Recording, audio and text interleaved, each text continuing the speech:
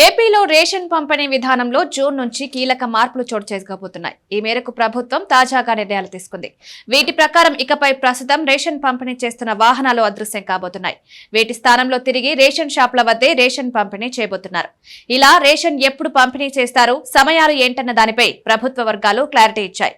Ration పంపిణీని ఇకపై serious గా తీసుకుంటున్న ప్రభుత్వం వీటి కోసం రేషన్ షాపులు తెరిచి ఉంచే తేదీలు, సమయాల్ని ప్రకటించారు. దీంతో రేషన్ కార్డుదారులు కొత్తగా రేషన్ షాపుల్లో రేషన్ ఇవ్వబోయే తేదీలు, సమయాల్ని గుర్తుపెట్టుకోవాల్సి ఉంటుంది. రాష్ట్ర వ్యాప్తంగా ఉన్న రేషన్ షాపుల్లో జూన్ 1 నుంచి 15వ తేదీ వరకు రేషన్ పంపిణీ చేయాలని నిర్ణయించింది.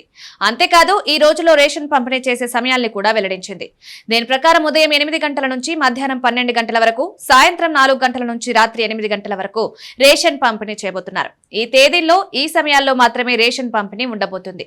ఇప్పటి వరకు రేషన్ వాహనాల్లో రేషన్ ఇచ్చేవారు. ఇప్పుడు షాపుల్లోనే ఇస్తారు కాబట్టి వాటి తేదీలు, సమయాలను గుర్తుపెట్టుకుని తీసుకోవాల్సి ఉంటుంది.